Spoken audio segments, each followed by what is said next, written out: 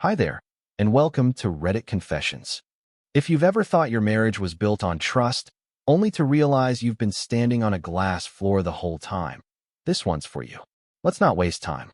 Last Friday night, I was locked in a bathroom stall at a downtown rooftop bar, holding a broken champagne glass in my shaking hand, listening to my wife flirt with her coworker 2 sinks away. No, I'm not kidding. That was my reality. 5 years of marriage, and I found myself crouched next to a toilet, holding my breath like some low-budget spy, trying to process what I was hearing. It wasn't even supposed to be my night. Celine, my wife, invited me last minute to her company's quarterly party. She said it would be good for appearances. Not good for us. Not, I miss you lately. Just appearances. Like I was a decorative item she didn't want her coworkers to think she'd thrown away. I should have said no, but I didn't. I shaved, I put on the gray button-down she once said made me look almost confident, and I practiced making eye contact in the mirror. We didn't even take the same car. She was already there when I arrived. And that's when the unraveling began. I walked in and texted her, "Hey, I'm here." She replied, "Cool, grab a drink and mingle, smiley face. No, come find me. No, I'll be right there." So I did what I always do. I stood by the bar, quietly, awkwardly, listening to people throw around phrases like brand vertical integration and client-centric pipeline alignment, while I sipped something with too much rosemary in it. I wasn't angry. I was just used to it. I've learned to carry silence like a coat. Heavy, but familiar. And then, while heading toward what I thought was the coat check, I ended up inside the bathroom hallway. That's where I heard them. Celine. And him. Rhett. She was laughing. He was whispering. And I only caught parts at first. "You know he's not like us. He doesn't get it, Celine. He never did. He's fine. But you don't belong with fine." Her reply? "I know. 3 syllables. That's all it took to punch the air out of my lungs." She wasn't correcting him. She wasn't defending me. She wasn't even hesitating. Just, "I know." I didn't make a scene. I didn't charge out like a soap opera husband demanding answers. I locked the stall, sat down, and tried to disappear. Because here's the truth I've never said out loud. I've always been the background character in my own life. The quiet guy people forget to include. The safe choice. The one who doesn't rock the boat. And I think, no, I know, Celine has started looking for waves. That night didn't end with a fight, or a confession, or even a ride home together. But it started something. A shift. A crack. And what came next wasn't just about them. It was about me, finally seeing what I refused to look at for far too long. I didn't sleep that night. Not even a little. I laid in bed, staring at the ceiling, while Celine curled up beside me as if nothing had happened, like she hadn't just stood 2 feet from a bathroom door whispering about me with another man. I kept hearing those words again and again. "He's fine, but you don't belong with fine." And then her quiet, deadly confirmation. "I know." You'd think betrayal would come crashing in like a wave, dramatic and loud. But this felt more like drowning slowly in shallow water. You're still breathing, technically, but each inhale hurts a little more than the last. The next morning, she was already dressed before I even sat up. She didn't kiss my cheek. She didn't ask how I slept. She just muttered something about a working brunch with the team and grabbed her purse. I didn't ask where or with whom. I just watched the door close behind her, like I'd done 1,000 times before, only now. I understood something I'd been too scared to admit. I wasn't her partner anymore. I was her placeholder. I didn't have a plan yet. I wasn't ready to confront her, or Rhett, or even myself fully. But I needed clarity. So I did what any man in my position would do when he's desperate, humiliated, and half out of his mind. I went through her laptop. Now, before anyone judges me, I'll say this. I didn't do it to be vindictive. I wasn't searching for revenge. I just wanted the truth. I needed to know if what I heard in that hallway was part of something bigger or just a moment of emotional betrayal. And as I opened her browser history, email drafts, cloud folders, I found my answer far faster than I expected. There was a file, tucked away in a folder labeled Q3_presentations_2024, and inside it, a series of PDF documents, marketing decks, slides, timelines, and then a photo, just one, titled Behind the Curtain. It was taken at what looked like a hotel conference center. Low lighting, high ceilings, branded water bottles on the table. In the center of the frame, Celine, sitting next to Rhett. their faces close. Too close. Her head slightly leaned against his shoulder, her smile small but unmistakably real. Not posed. Not corporate. Intimate. Familiar. Like this wasn't the first time. My heart pounded so loudly it was hard to breathe. I clicked the next file. A video.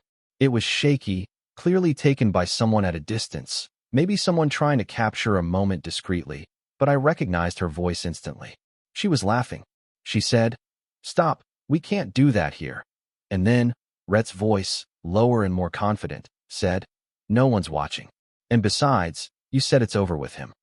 Over with him. I slammed the laptop shut, so hard it bounced. I sat there in silence, in our kitchen, staring at the coffee maker, the fruit bowl, the stupid "Love Lives Here" sign we bought at a flea market in Asheville. And I started crying. Not loud, not dramatic, but these dry, shaking sobs that came from a place deeper than pain. It was the grief of knowing you were forgotten before you even realized you were missing. I didn't confront her when she came home. I didn't say a word when she smiled and mentioned something about exhausting team-building exercises. I just nodded, pretending to listen, playing the role I'd perfected over the years. Quiet, forgiving, harmless. But something inside me had shifted, because I wasn't just dealing with an affair. I was dealing with a stranger who wore my wife's face. And I wasn't going to disappear quietly. It's strange how quickly lies become part of your daily life. One moment, your world feels stable, even boring, and the next, you're waking up every morning to a fog of paranoia. I couldn't look at Celine the same way anymore. Her voice sounded artificial, like every sentence was rehearsed. Her touches were mechanical, polite, almost like she was afraid to give me anything more. And I kept wondering, was this how long it had been? Had I missed the signs for months? Years? Had I been so busy making her coffee in the mornings and packing her organic lunches that I failed to see her falling out of love with me in real time? But I wasn't the same man I had been 3 days ago. No more sitting silently, hoping things would fix themselves. That weekend, while Celine was away at a regional strategy summit, I made a decision that would either clarify everything or completely break me. I reached out to Devin, the one person I knew who might still be able to get close to her world without raising alarms. Devin used to work at Celine's firm. They were close once, back when the company still felt small and honest. But she'd transferred to another branch a year ago, claiming she couldn't stand the politics. When I called her and nervously asked to meet, she didn't even hesitate. "I've been waiting for this, Miles," she said. "I was wondering how long it would take." We met at a quiet corner booth in an old diner far from the city. She wore a hoodie, no makeup, hair in a messy bun, the opposite of everyone I'd seen at that rooftop party. And yet, the moment she saw my face, she knew. "You found out about her and Rhett?" she asked. No hesitation, no filter. I just nodded, feeling that same punch to the stomach feeling all over again. "I don't have proof. Just moments. Fragments." Devin scoffed. "You want proof? You'll get it. But just know, once you see it, there's no coming back." She leaned in, pulled out her phone, and showed me a private company Slack thread that had been leaked to her before she left. It was casual at first, just late-night jokes, innocent emojis, a shared Spotify playlist. But then came the one message that made my hands start to sweat. "Rhett, are we still on for that weekend in Toronto? Can't wait to finally have you all to myself without him around." "Celine, don't jinx it. He thinks I'm speaking at a panel. Just keep things low-key, okay?" I stared at those words like they were in a foreign language, as if maybe if I looked at them long enough they'd start to mean something else. But they didn't. They were clear, cold, real, and suddenly, everything clicked into place. The business trips, the late returns, the sudden need for space and personal growth. I'd been funding their affair. I'd been driving her to the airport so she could spend weekends with another man and pretending she was changing the world through digital marketing. Devin looked at me with a softness I didn't expect. "You didn't deserve this. You're not the kind of guy who fights dirty, I know. But I also know you're not the doormat they think you are." It was in that booth, over a plate of untouched eggs and lukewarm coffee, that I decided I was going to show them both what kind of man I really was. No rage. No violence. Nothing that would give them the satisfaction of painting me as the unhinged husband. But I would be present. I would no longer be the background character in their affair. That night, I RSVP'd to Celine's upcoming off-site awards gala. The same one she said would be just employees and upper management. I requested a guest pass under a different name. I made sure no one would expect me. I called in a favor from a contact I knew in the event industry to get my name on the list under the radar. I wasn't going there to cause a scene. I was going to watch, to see it with my own eyes, to stand still in the chaos, and let them show me who they really were when they thought I wasn't looking. Because once I saw it, once I felt it in my bones, I would know exactly how to end it. And believe me, I wouldn't say a word.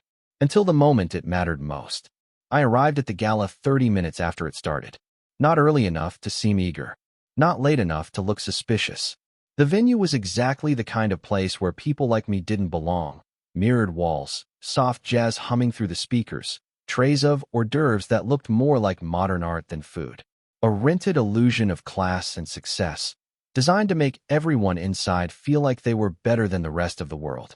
And yet, there I was, wearing a fitted navy blazer I hadn't touched since my brother's wedding and a name tag that read Leonard Quinn, courtesy of a quiet favor from an event coordinator who owed me a long-forgotten kindness.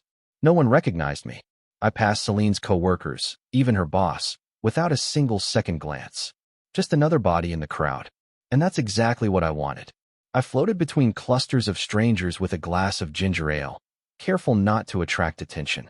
I didn't speak unless someone spoke to me first. I was invisible, but my eyes, they were everywhere. I finally spotted her near the far wall, surrounded by a group of sharply dressed executives. She looked radiant, not because of her dress, though it shimmered under the chandeliers, not because of her hair, or the earrings, or the expensive perfume I could almost smell from across the room. No, she looked radiant because she was happy. She was glowing in a way I hadn't seen in months, maybe years, laughing effortlessly, tossing her head back like a woman completely untethered by guilt. And then I saw him, Rhett, walking toward her with a glass in each hand, wearing that smug, punchable grin like it was part of his wardrobe. The crowd subtly parted for him, the way they do for people who believe the universe owes them comfort. He handed her the drink, whispered something in her ear, and she touched his wrist. It was nothing overt, nothing scandalous, but it was enough. I moved closer. My heartbeat wasn't frantic. I wasn't sweating. Oddly, I felt more calm than I had in weeks. Because now I was here, not hiding in the shadows, not sitting on a couch waiting for her to come home with wine on her breath and vague stories about project strategy. I was in it, watching the lie unfold from the front row. As the speeches started and people gathered near the stage, I slipped to the edge of the room where I had a perfect view of them standing together. When her name was called as the recipient of some innovative marketing excellence award, she beamed, and Rhett clapped louder than anyone else. She hugged the CEO. Then, casually, she hugged Rhett. A little longer than necessary. His hand on her lower back again. That same place it had rested on the rooftop weeks ago. But the real moment didn't come until later, when the music started. A soft, jazzy cover of Just the Two of Us began playing, and couples slowly drifted onto the dance floor. Rhett extended his hand to Celine without a word, and she accepted it like it was the most natural thing in the world. They moved slowly, easily, locked into each other's rhythm. I stood just feet away, behind a column, watching them sway as if I never existed. And then, he saw me. Rhett's eyes landed on mine mid-spin. For a fraction of a second, his face twitched. Not in shock, not in fear, but in amusement. He didn't look away.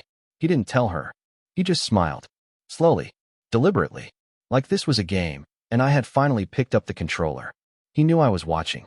And still, he kept dancing. That was the moment I realized something even more disturbing than betrayal itself. This wasn't just an affair.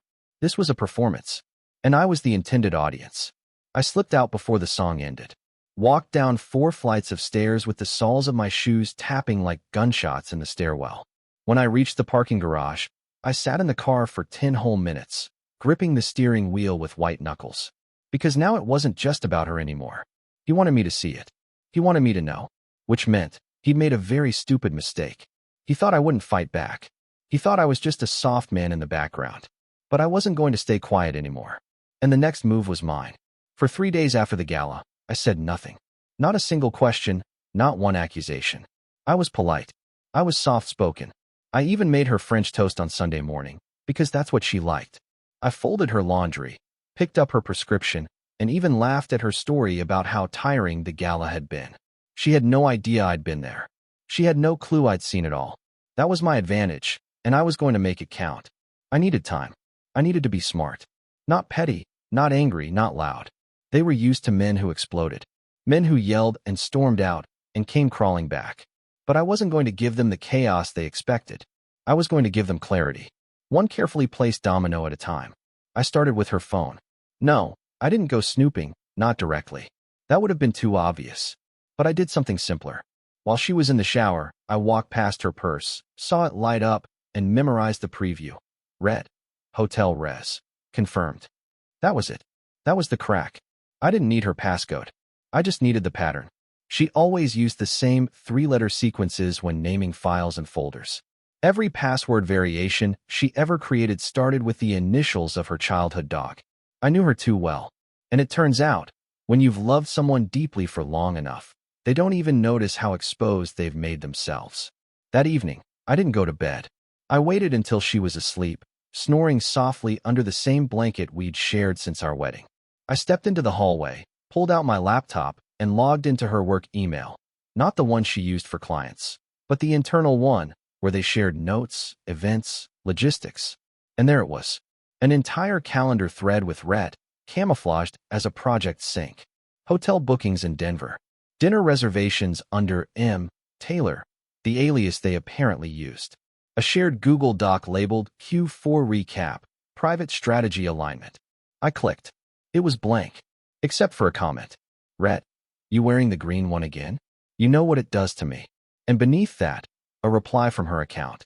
Celine, of course. It's our thing now, isn't it? I stared at that line for what felt like hours. Our thing. A phrase so small, so casual, so lethal.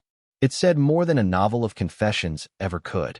And still, I didn't react. Not with rage, not with revenge fantasies.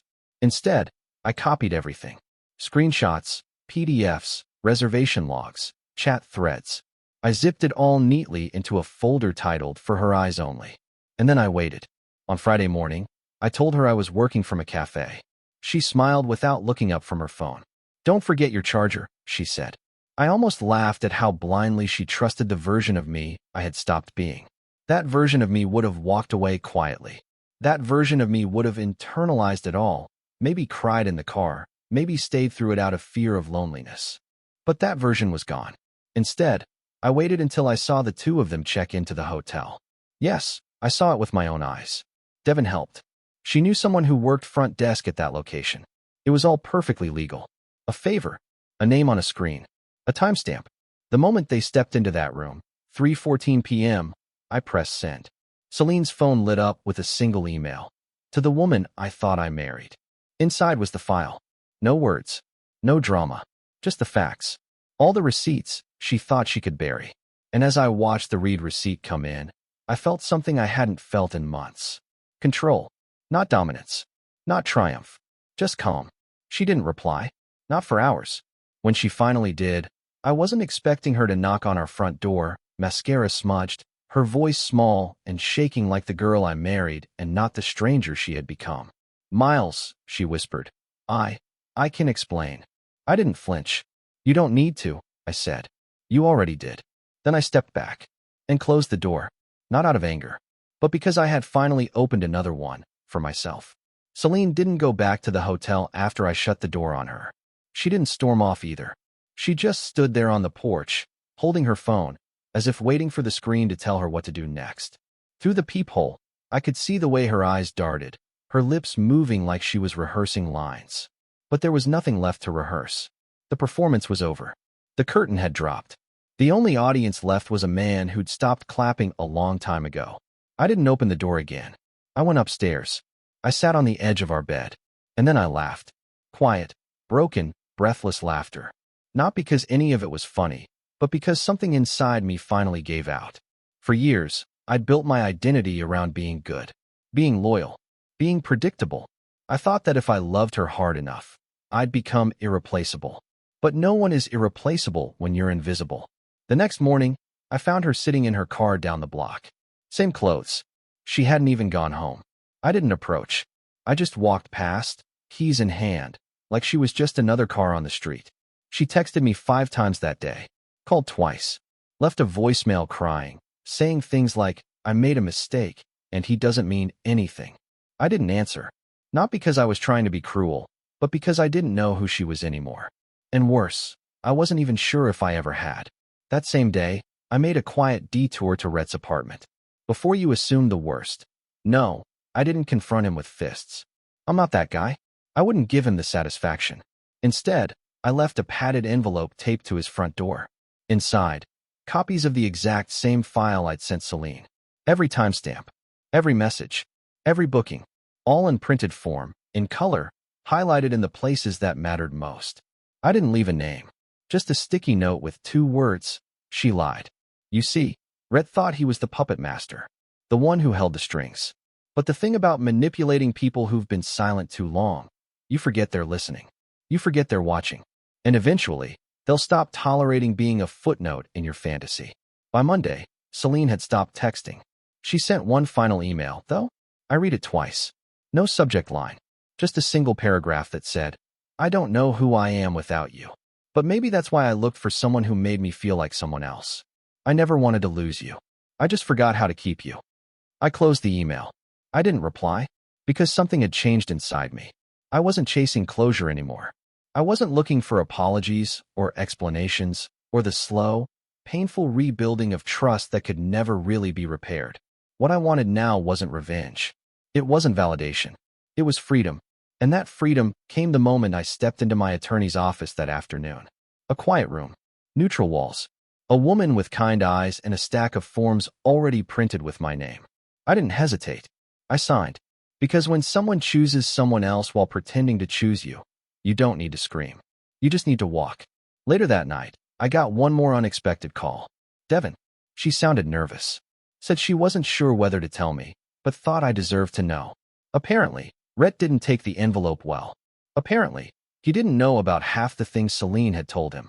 The file had exposed not just their affair, but a dozen other lies she'd told, how long it had been going on, who ended it last time, and most importantly, that she'd promised him I was abusive. That's what she told him. That's how she justified it. Suddenly, it wasn't just my marriage that was crumbling. It was hers, too. Because cheaters don't just lie to their partners. They lie to their lovers. And when the truth finally catches up to them, it burns everything. Even the parts they thought were safe. I thought the worst was behind me. I thought after exposing Celine and Rhett, cutting ties, and filing the papers, that I had reached the bottom of the emotional crater. That all that was left to do was climb up from the ashes and start over. But I was wrong. There was one final twist waiting, and it came from the one direction I never saw coming, my own family. It started with a phone call from my older sister, Laurel. She had always been supportive, even if she wasn't particularly involved in my day-to-day life. When I told her about the divorce, she sounded oddly quiet. Not shocked, not curious, just reserved, like someone who already knew how the story ended. "Miles," she said carefully, "I need to tell you something, and you're not going to like it." And she was right, because what she told me cracked open a layer of betrayal that made Celine's affair feel almost secondary. Apparently, a few months ago, Celine had reached out to Laurel behind my back, told her she was struggling, that I had checked out, that I was emotionally distant, and that she felt like she was married to a ghost. And Laurel, trying to help, not knowing the full truth, invited her over. Not just once, multiple times. Coffee, conversations, even drinks. My wife had sat in my sister's living room, in my childhood home, painting herself as the victim while I was still doing her laundry and wondering why she wouldn't meet my eyes at dinner. But it gets worse. One night, after too much wine and an argument between them, Celine let it slip that she wasn't just emotionally confused, she was in love with someone else. And even then, Laurel didn't tell me. She thought it wasn't her place. She believed Celine would eventually confess. That maybe this was just a phase. She wanted to protect me, by keeping me in the dark. I didn't scream. I didn't slam the phone down. But I felt something in me harden. Like trust itself had turned brittle. And I realized that this wasn't just a story of a marriage falling apart. It was a story about how quietly people will lie to you for your own good. How many cracks go unnoticed because no one wants to be the one to deliver the blow. I had become everyone's emotional blind spot. The next day, I boxed up the rest of Celine's belongings. Every sweater, every book, every toothbrush. I left the box by the door with a short note taped to the top. Whatever you don't claim by Friday gets donated. Just like you donated our years to someone else. But even as I tried to move forward, pieces of the past clung to me like static. One afternoon, I found myself scrolling through our old photo albums. Not because I missed her, but because I wanted to remember if any of it had ever felt real. And there it was. A picture of us in Vermont, 3 winters ago, standing in front of a cabin with fake snowflakes falling around us. I remember thinking, in that moment, I was the luckiest man alive. She had looked at me, then the way a wife should look at her husband. Or so I thought. Looking at it now, I saw something different. I saw her holding me with one arm and checking her phone with the other. I saw myself smiling too hard, trying too hard, believing too hard. It was all there in the background if I had only known what to look for. The world didn't slow down for my heartbreak. Bills kept coming. Clients kept emailing. People kept posting engagement announcements and baby photos on social media like nothing was burning. I deactivated my accounts, changed my number, even switched gyms. I wasn't running. I was reclaiming space. Every small step felt like breathing again after being underwater for too long. And just when I thought it was finally over, I got a message from an unknown number. You don't know me, but I think we have something in common. At first, I thought it was spam. But then the next message came through. I was Rhett's girlfriend. Until last week. I stared at the screen for several long seconds before replying. And her name? Julia. Apparently, while Celine was telling Rhett she was leaving me, Rhett was telling Julia that Celine was just a fling, a phase, an office mistake. And Julia? She believed him. Until she found my envelope in his bag. The one I had delivered to his apartment. The one he never got rid of. She wanted to meet. Said she had things I needed to hear. Proof. Screenshots. Voice notes. I didn't hesitate.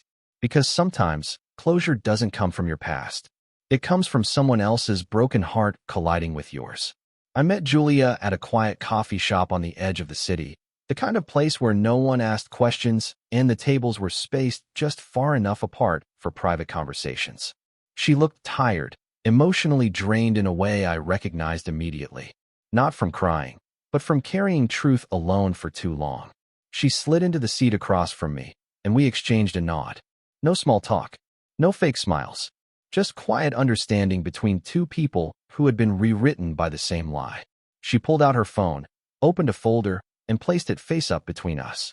You should hear this. It was a voice recording. Rhett's voice, unmistakably casual, arrogant.